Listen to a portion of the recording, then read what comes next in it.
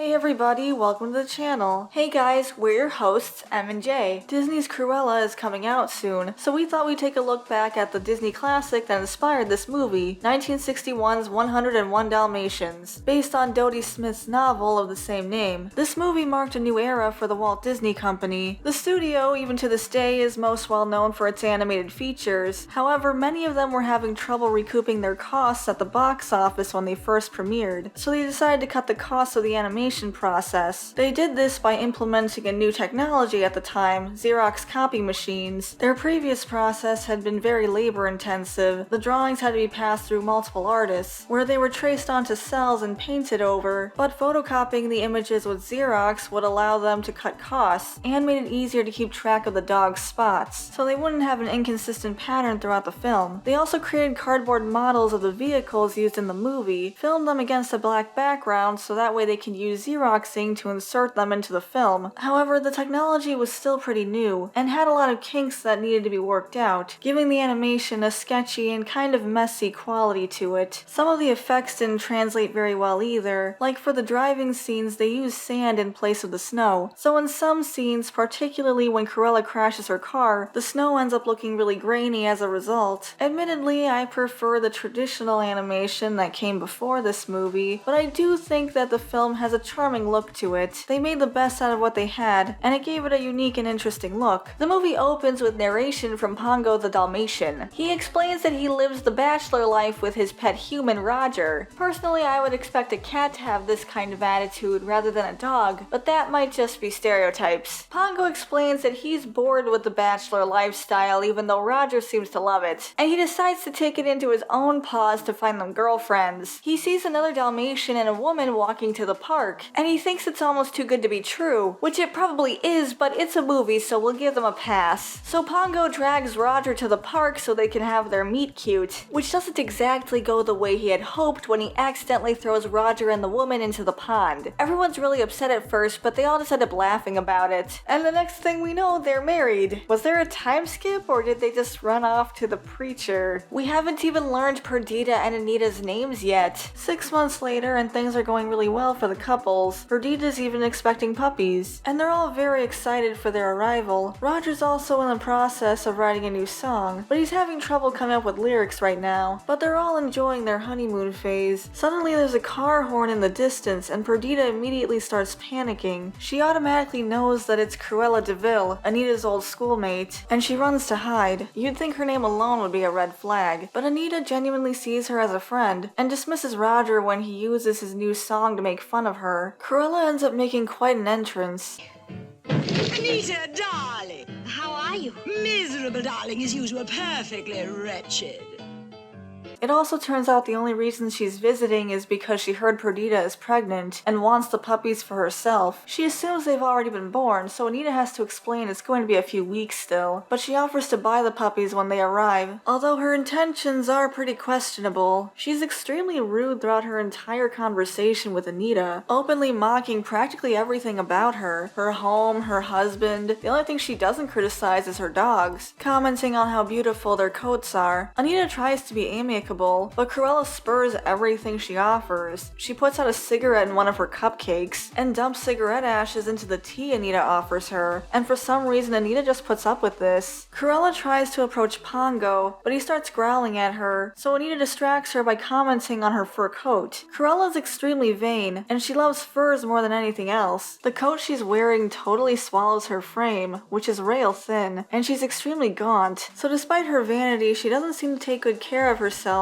and instead puts her efforts into material possessions. Since there are no puppies for her to take yet, she decides to leave, but promises she'll be back in a few weeks to collect them. Anita breathes a sigh of relief when she's gone. I would be interested in knowing how she and Cruella became friends, since they seem to be pretty opposite in personalities. Anita's pretty sweet and reserved, while Cruella is boisterous and pretty rude. Pongo goes to reassure Perdita, who's still hiding. She's terrified of what Cruella might have in store for their puppies, because she knows she can't possibly love them, and she's worried DeVille has ulterior motives, which she's very right about. Perdita tells Pongo that she's so upset about Cruella she wishes they weren't even having puppies at all, and how she was really excited to be a mother, but Cruella basically stole that from her. This scene is really tragic. She's an expecting mother, and this should be a really exciting time for her, but instead she's just so filled with worry. Cruella is terrible, but 3 weeks later the puppies arrive, and Roger looks more nervous than Pongo does. It's cute how he's acting like these are his own kids being born. Perdita has a big litter of 15 puppies, but it looks like one of them didn't make it. But Roger comes through getting the puppy to wake up, so everyone celebrates. And in the middle of this beautiful family moment, who should show up but Cruella DeVille, who showed up without being called, so she's definitely stalking them. She's very excited about the arrival of the puppies, but becomes disgusted when she actually sees the newborns. She's furious that they don't have spots and calls them mongrels and white rats, which is the perfect way to get out of this. Oh no, the whole litter was born without spots. What are the odds? Well, too bad, Cruella. I guess you can't buy the whole litter. Okay, goodbye. Never come back, please. But instead, the family tells her that they'll get their spots in a few weeks, which is a terrible mistake on their part. Cruella is relieved and immediately pulls out her checkbook, telling them to name their price. Anita says they can't sell because Perdita would be heartbroken, which causes Cruella to mock them to their faces and laugh at them in their own home, saying they can barely afford to feed themselves, let alone 15 puppies, and mocks the family relying on Roger's songs for income. But Roger stands up to Cruella, despite stammering the whole time, saying she's not getting one puppy. Cruella loses it, ranting about how she'll get even with them, and calling them idiots. When she storms out, she slams the door so hard she breaks the glass. So the family celebrates Roger. He really was the hero of the night. He saved Lucky and he got Cruella to leave, but little do they know she'll be back. But for now, Pongo goes to Perdita and the puppies, telling her the good news that Cruella is gone. Perdita is relieved and is finally able to get some peace of mind, and the family gets to enjoy a quiet moment together. So a few weeks pass and the puppies are starting to come into their own. They all really enjoy TV, especially Lucky, who likes to get right up on the screen. Pongo and Perdita put their puppies to bed, and then they go out for a walk with Roger and Anita to the park, and everything seems to be going really well for them. Unfortunately, Cruella hired 2 goons to break into their house and kidnap the puppies. Their names are Jasper and Horace, and they're brothers. Horace is a little worried about getting caught, because if they are, they'll throw the book at them, but Jasper dismisses his concern, and they head over to the house. The Radcliffe's nanny answers the door, and they try to pretend they're from the electric company, but she refuses to let them in because Roger and Anita aren't home, so the goons end up forcing their way in. Nanny puts up a fight, but Jasper manages to lock her in the music studio while Horace grabs the puppies, and they make their escape, leaving Nanny devastated. It then cuts to Cruella, who's reading about the incident in the newspaper and having a good laugh about the whole thing, but then she gets a call from Jasper and Horace, which upsets her because she doesn't want any contact with them so no one will suspect her. They're upset about all the publicity the caper is getting. She hangs up on them and calls Anita, claiming she just saw the news in the papers and she's just as devastated as they are. Roger isn't buying it though and openly accuses her of being the culprit. He has good intuition. Anita on the other hand defends her, saying that she's eccentric but not a thief. Anita claims she's already been investigated by Scotland Yard, but Cruella said she just read about this whole thing in the papers. If she was investigated, wouldn't she already know what she was being investigated for? Shouldn't Anita have picked up on that red flag? But the couple despair because it seems like they're out of options. So Pongo goes to Perdita and tells her that's up to them, and they can use something called the Twilight Bark to get a message to all the dogs in London. Perdita doesn't have a lot of faith in this plan, since the Twilight Bark is just a gossip chain, but with no leads on the case it seems to be their only option. That night, Pongo reaches the Twilight Bark and spreads the word about the missing puppies. This gets all the dogs of London barking, and eventually reaches the countryside to a dog called the Colonel. A cat he works with called Sergeant Tibbs reports that he heard puppy barking at the old DeVille place, Hell Hall. The Colonel says that place has been abandoned for years, so he's skeptical, but a horse called the Captain points out that there's smoke coming from Hell Hall, which means something's up and and they should investigate. Sergeant Tibbs sneaks into Hell Hall and he finds a number of puppies, 99 to be exact, all shoved into a room. I'm surprised 99 puppies can sit so quietly, but among them are the 15 missing puppies. He does get spotted by Jasper and Horace, but he manages to escape with the information he needs. This news makes its way back to Pongo and Perdita, who sneak out of the house to go after the puppies, but it's a long journey through snow and ice to get there. Meanwhile, Sergeant Tibbs notices a car heading to Hell Hall, so he sneaks back in and sees Cruella talking to Jasper and Horace. It turns out Cruella wants the puppies killed and skinned tonight, because she's worried that the police are everywhere, but Jasper and Horace think the puppies are still too small. Cruella says that doesn't matter and they'll get what they can from the puppies, and Sergeant Tibbs is horrified to hear about dog-skinned coats. The sad thing is, she probably could have gotten away with this if she hadn't kidnapped Perdita's litter. She bought all the other puppies, so the police wouldn't be after those ones. She probably could have just bought more puppies and gotten away with it. It's really sad that there are people who adopt animals and then abuse them, but if no one had a reason to investigate her, she probably could get away with it. Horace and Jasper want to finish their program first, so Cruella storms out, saying that the job better be done before she gets back tomorrow, or she'll call the police. I'm gonna assume she means pin the whole thing on them, otherwise that's a strange threat. But the two of them decide to finish their show anyway, especially since it turns out they know one of the contestants on the show, where people have to guess the crime he committed. This gives the sergeant time to get the puppies out of there through a hole in the wall. He manages to get all the puppies out through the hole just as Horace and Jasper realize they're gone, but they also realize that's the only way out, so they must have gone through there. So they go after the puppies while they're still in the building. They manage to catch up with the puppies, but Tibbs distracts him by screaming in Jasper's face, so he figures out the cat's the ringleader. They're both very offended that the puppies are running for their lives because they took such good care of them all this time, even though in reality they were just watching TV. Those puppies are just really well behaved. They all hide under the staircase, except for one puppy who was lagging behind. Tibbs tries to grab him, but he panics and it alerts Horace and Jasper, forcing them all to make a break for it. Unfortunately, the two of them manage to cut them off and corner them, but just when it looks like all hope is lost, Pongo and Perdita finally arrive, and they fight them off, allowing the puppies to escape. So the family is finally reunited. Pongo and Perdita are thrilled to have their puppies back, but are also overwhelmed to find all these other puppies in need too. They explain that Cruella wanted to make coats out of them, and Tibbs confirms this. That cat seriously deserves a promotion. They're horrified to learn this and decide that their only option is to take all of the puppies home with them. Pongo says he's sure they won't be turned away. Unfortunately, Horace and Jasper followed their tracks. Luckily, the captain alerts them that they're on their way, so they're able to slip out the back, while the three of them hold them off. The two of them realize that they've been given the slip again, so they keep following the tracks outside the barn, but they're all hiding underneath a bridge, and they decide to walk along the ice so they won't leave tracks. They all start their long walk back to London as Cruella catches up with Horace and Jasper. They've been searching for the puppies all night, and now they're tired and cold and just want to go home. But Cruella refuses, saying they'll look until next Christmas if they have to. She demands they get back out there and tells them to be careful how they drive and not attract attention from the police. And then she speeds off like a maniac. Not sure what her thought process is there. Meanwhile, the Dalmatians are having a really tough time getting home. They have to travel through a blizzard. Everyone's exhausted, hungry, and freezing. But the Twilight Bark comes through again, and a collie offers them shelter at a dairy farm, where some generous cows offer them milk and let them get out of the cold and rest up, so they're able to continue the journey when the weather's better. But on their way, they cross paths with Cruella again. Pongo tries to cover their tracks, but Cruella's able to figure it out, so she instructs Jasper and Horace to go to the village where they can cut them off. They meet up with the Labrador, and it turns out he has a ride for them. His owner is a grocer, and he's making a delivery to London, so they can catch a ride on his truck. Unfortunately, Cruella is there, and she's on the hunt. They worry about getting past her, but two of the puppies got into a spat and ended up falling into the soot, which gives Pongo an idea. They're going to cover themselves in soot to pass as Labradors, so they sneak off to the truck. They are spotted, but the disguises work, so they start loading onto the truck a few at a time. If this guy's a grocer, why is there furniture in the back of his truck? Unfortunately, some snow starts to melt off the roofs, and it starts to wash away the soot from the puppies and Pongo, so Cruella realizes it's them. The truck starts to leave, so they chase it down, and there ends up being a pretty crazy car chase, where Cruella actively tries to run him off the road. Instead, Cruella gets forced off the road, but she's not gonna let that stop stop her, so she forces her way through the snow, but ends up crashing into Horace and Jasper, and the dogs are finally able to escape. That poor driver though, he had no idea what was going on the entire time, but somehow everybody survives, even though they probably should have at least been seriously injured, if not fatally. But instead Cruella's just emotionally devastated about losing out on her coat. Back in London, Roger has sold his Cruella de Vil song, and it ends up becoming a huge hit and is playing on the radio. I imagine people are substituting their own Cruella de Vil when they hear this song. The family is now rich, but it doesn't mean much if the whole family can't be together, and they're heartbroken that Pongo and Perdita appear to have run away, on top of the puppies being puppy-napped. But suddenly an army of Labradors rushes into the house, and they all realize it's actually the Dalmatians covered in soot. They're overjoyed to see they've all returned, but are also shocked that there are so many of them. And after counting them all, they realize they have 101 Dalmatians in their house. Roger decides they have to keep all of them and they'll just move to a place in the country now that they have money for it, where they'd have enough space for everyone. And the family celebrates with a song. In the end, they never find out what actually happened to the puppies, and the only consequences Cruella faces is a wrecked car. She's very much still out there, but I guess that's a worry for another day. Now's the time to celebrate. 101 Dalmatians has cemented itself as a Disney classic. The puppies are absolutely adorable, and there is a sense of danger and suspense throughout the film. Cruella is a very intimidating villain. Her unyielding drive makes her a force to be reckoned with. She may not be the most powerful Disney villain, but she knows what she wants and she'll do anything to get it, no matter who gets hurt in the process. And even though it's frustrating she didn't get charged in the end, she did get what she deserved. I love the family message in this movie, and how they were willing to open their homes to all these puppies, who otherwise might have been in a lot of trouble. I also think Roger and Anita are pretty underrated as Disney characters. They're adorable as a couple, and Roger saved Lucky's life, and went from having one dog to 101 and is totally thrilled about it. It's all pretty cute. He really deserves more credit. There are also a bunch of cameos from Lady and the Tramp, which were a lot of fun for Disney files like us. In the end, 101 Dalmatians is a lot of fun and a great Disney classic, with catchy songs, great characters, and a fun story. The animation's a bit rough around the edges, and admittedly I prefer the more dynamic and vibrant style that came before it, but it's understandable where the animators were coming from, and they were actually considering shutting down the animation department and sticking with live action material. Without the success of this movie, we might not have gotten other Disney animated features, which is pretty crazy to think about. So 101 Dalmatians is just a great movie, but that's our opinion. What do you guys think? What are your thoughts on the upcoming Cruella movie? The main focus will be on Cruella's past, but I hope we see Anita in it too. Maybe get some backstory on their friendship. And what are your thoughts on the original movie? We'd love to hear from you, so leave your comments down below. Before we go, we want to give a shout out to our members: Caleb Nelson, Stutania, Tyrant Carnivore, Adam K, Shiny Orc Boy, The Rabbit Mancer, Dash Hound, Ray Thulu, Hunter Rose, General Bolivar, Depth Charge Media, Samaru163, Kopitio Wozinski, and Gabby Hime. Thank you so much for your support. We also have Buy Me Coffee if you want to support us that way. If you enjoyed this video, you can leave a like and subscribe to the channel to see more content like this. That helps us out a lot too. Thank you so much for watching, and we'll see you all in the next video. Bye everyone. Bye guys.